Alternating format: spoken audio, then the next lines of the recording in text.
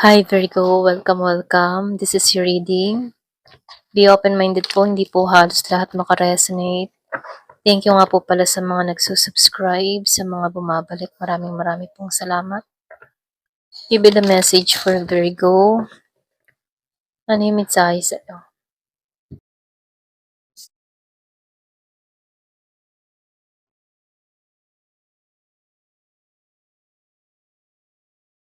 Iba sa inyo, no? Meron kang pinagdadaanan. Pero ganun pa man, kung ano man yung pinagdadaanan mo sa buhay mo, meron ditong magaganap sa'yo. Ayan. So dito, feeling mo dito, wala kang makatulong, wala kang makasama. Meron kang mga pinagdadaanan dito tulad ng sa pera, sa relasyon. Meron kang mga kinakaharap dito. Pero ganun pa man, sinasabihan ka dito, kailangan mong paglabanan to. Ito yung challenge sa'yo. Kailangan mong paglabanan tong mga kinakaharap mong pagsubok dito. Kasi dito ka patungo sa Ten of Pentacles. Ngayon, mahirap yung sitwasyon na kinakaharap mo dahil pwede rin sabihin na kulang at kulang ang kita, pwedeng wala kang trabaho, okay? Pero ganun pa man, kung kanino mang energy to, no? Kasi marami kayong Virgo. Sinasabihan ka lang dito, binibigyan ka dito ng lakas ng loob na lahat ng mga nararanasan mo ito, may kapalitong ginhawa dito, okay? Sa Ten of Pentacles. Na kung saan hindi mo na mararanasan yung ganitong hirap, kulang, pagbabudget. Meron akong nakikitang biglaang pagdating sa'yo na bagong simula. Na kung saan hindi lang ikaw yung mananagana, pati kasama ang buong pamilya.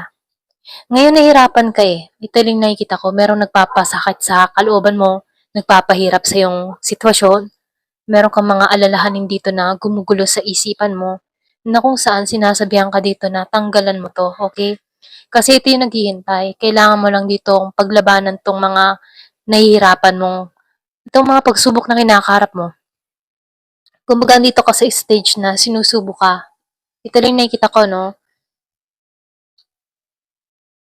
Talagang hindi ka balanse sa pera. Yung iba ha, hindi halos lahat, ano? Kumbaga nahihirapan ka kung paano tong sitwasyon na kinakaharap mo. Pero ganun pa man, sinasabihan ka dito. Huwag kang malungkot, okay? Meron akong nakikita ditong offer na parating sa'yo. Kung ngayon hindi ka pa balance yung pera mo, nasushort ka sa budget, hindi ka masaya sa nangyayari sa inyo. So sinasabihan ka dito na matatapos to. Yung iba sa inyo, meron kang apply abroad, pero wala pa rin tawag. Excuse me. Wala pa rin tawag na nangyayari, pwedeng yung iba sa inyo, 3 buwan na, nag-apply ka, pero wala pa rin tawag dito. Pero ganun pa man nakikitaan ko dito, merong biglaan eh. Biglang offer na magbibigay sa'yo ng galak at saya. Ngayon, dama mo yung kalungkutan dito. Pero meron ako nakikita ditong offer na parating sa'yo. Kaya sinasabihan ka dito, huwag kang malulungkot sa nararanasan mo dahil dito ka patungo sa Ten of Pentacles. Kung ngayon ramdam mo yung hirap na sitwasyon, kung ano man yung bumabagabag sa kalooban mo, sinasabihan ka dito, tanggalan mo to, okay? Tanggalan mo yung ganong emosyon. Kasi merong pag-asang parating. Kasi yung pagyaman or pagkilala na inaasam-asam mo, hindi yan instant, ano?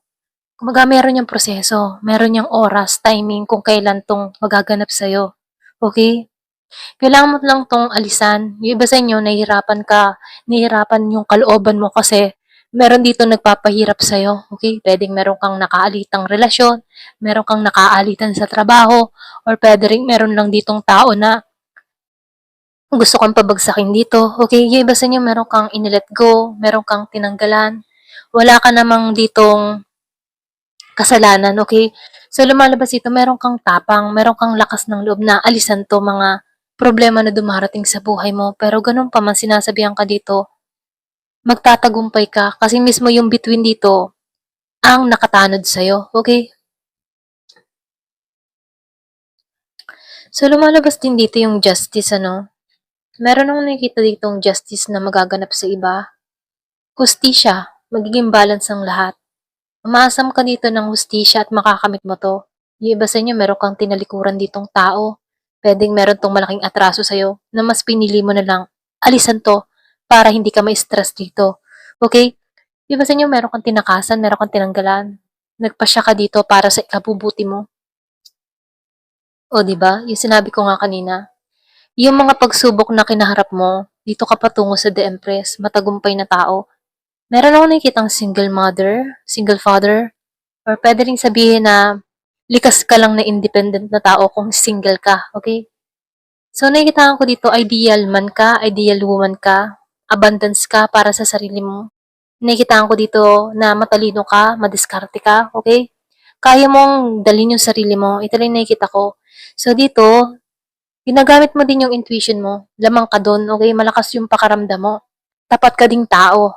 Kaya dito nakikita ko dito na magtatagumpay ka, aani ka dito ng tagumpay, lahat ng pinaghirapan mo may kapalitong ginhawa.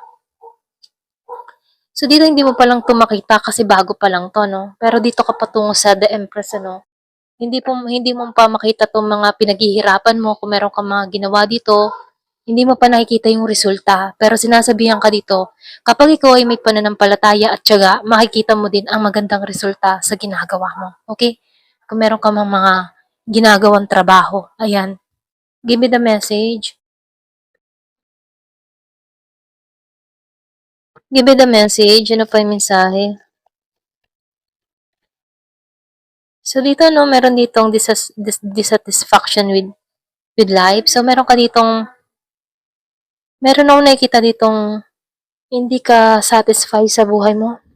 Meron kang hinaharap, merong kulang sa'yo. At yun yung kinalulungkot mo dito, no? So, September, meron ditong pagbabago na mangyayari sa September or pwede rin importante sa ito, itong buwan na to. So, meron akong nakikitang selebrasyon na mangyayari. Okay? Yung iba sa inyo, no? September, meron dito selebrasyon. Merong pagbabago na magaganap sa'yo. O victory. So, yung ba sa inyo, no? Magtatagumpay ka. Ito na yung naghihintay sa'yo. Yung hirap na nararanasan mo, may kapalitong tagumpay. Victory. So, something important, yung iba sa inyo, bagong trabaho. Bagong trabaho na may malaking kita. So, dito, no, lumalabas financial gain. So, ito yung parating, ano, financial gain. So, nakikitaan ko dito, lahat ng mga paghihirap mo sa nakaraan, matutumbasan to. Kaya nga sinasabi dito, no, magtiyaga ka. Huwag ka mawalan ng pag-asa. May parating at parating na bago sa'yo. Magtatagumpay ka dito. Patungo ka sa The Empress and Ten of Cups. So, meron yung iba sa inyo, merong pagluluksa. Meron kang mahal sa buhay na nawala. Or merong karamdaman. So, meron akong nakikitang matigas ang ulo. Iba sa inyo, meron ka ditong kadiling na tao na matigas ang ulo, ayaw magbago. Pwedeng sarili niya lang lagi ang tama kahit mali na yung kanyang ginagawa. Okay? Ayaw tumanggap ng pagkakamali. Iba sa inyo, pwedeng kadiling mo to, pwedeng trabaho, or pwedeng kakilala lang to. Okay? So, dito, no, lumabas tong caterpillar. Meron na nakikitang pagbabago, parating na to. Ito na yung time ng pagbabago mo. Okay? So, ito na yung inaasam-asam mo. So, parating na to, yung pagbabagong gusto mo. So, dito, no, huwag mo nang ibaba yung standard mo. Minumungkahi dito, no. So, meron ditong reconciliation, kaya dito, no, huwag mo nang ibaba yung standard mo kung meron kang tao na inalisan, tinanggalan, nagpasya ka na mag-moving on. So, huwag mo nang ibaba yung standard mo dito. Kasi naibalik mo muli yung sarili mo.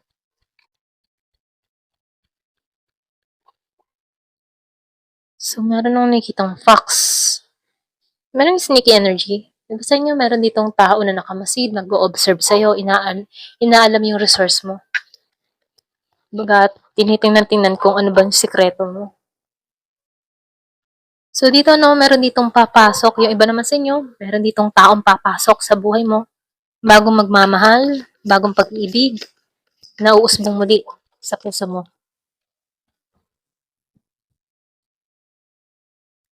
Two faces. So, meron akong nakikita ditong mag-ingat ka ha, kasi meron ditong facts, two faces. Pwedeng katrabaho, pwedeng kaibigan, or pwede rin nakakasalamuha mo araw-araw. So, meron tong dalawang muka.